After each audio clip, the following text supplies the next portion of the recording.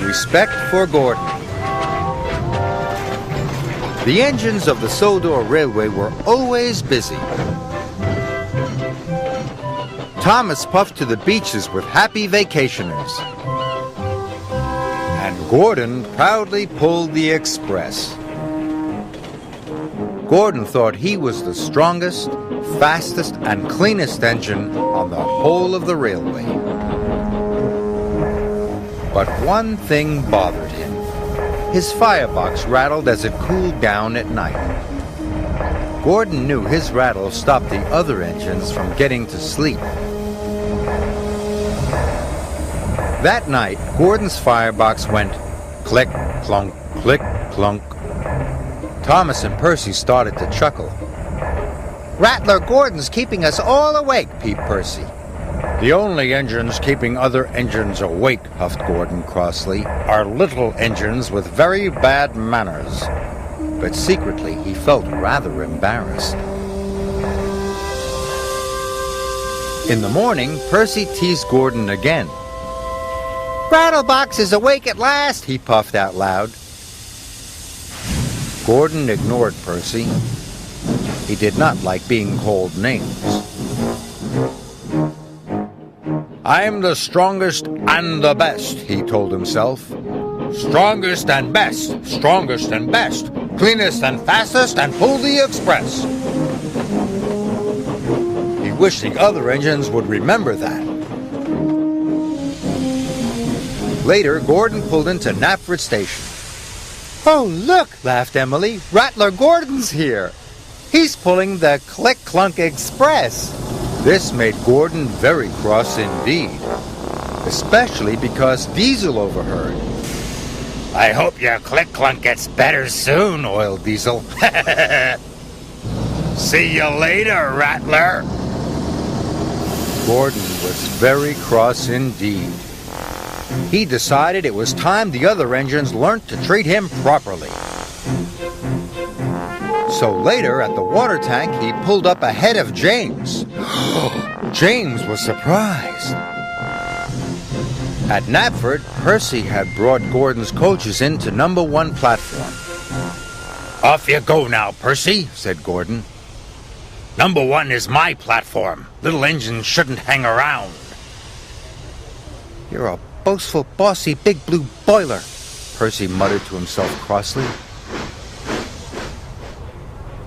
Later, Gordon told his friends to give a polite toot-toot whenever they saw him. "But why?" asked Thomas. He was very puzzled.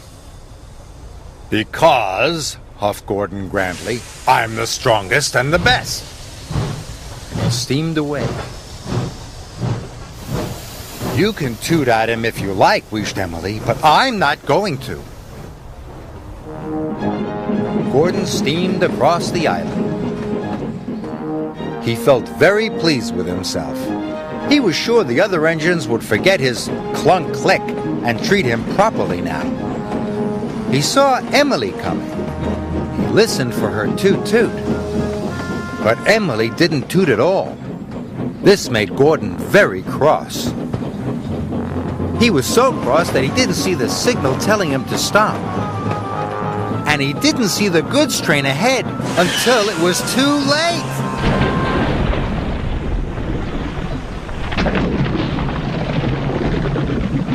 Luckily, no one was hurt. But Gordon came off the rails and he was covered in gooey red jelly.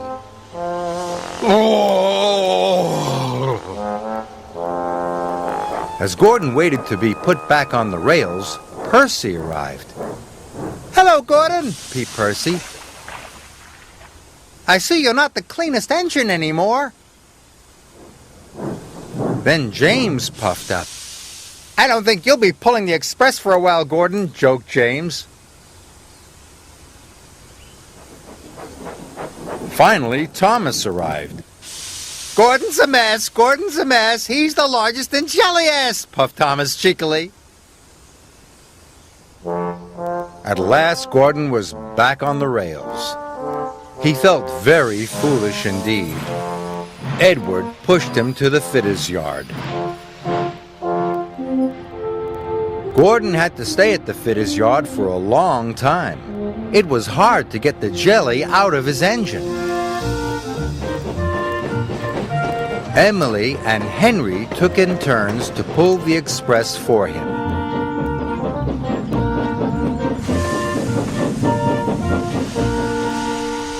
One evening at Tidmouth's sheds, Henry huffed, "It's hard work pulling the express." "Yes," agreed Emily. "Gordon must be very strong to pull the express so fast." "I miss Gordon," peeped Percy. "I miss having his rattle to go to sleep by." Gordon knew the other engines were pulling the express for him. "Thank goodness for Emily and Henry," he thought. "I'm sure they're doing a very good job." Finally, Gordon was as good as new. The fitters had even managed to fix the rattle in his firebox. That evening, Gordon had something to say. "Is it about being fastest and the best?" teased James. "Not at all," puffed Gordon. "I know my rattle kept you awake at night, and I'm sorry. And I was also silly about the toot-toots. I realize now that engines toot-toot other engines because they work hard and deserve it, not because they ask for it." "But we think you do deserve it, Gordon," said Thomas, "because you work hard and you are a really useful engine." All the other engines agreed. Now all the engines greet each other with a cheerful toot-toot for all the hard work they do on Sir Topham Hatt's railway.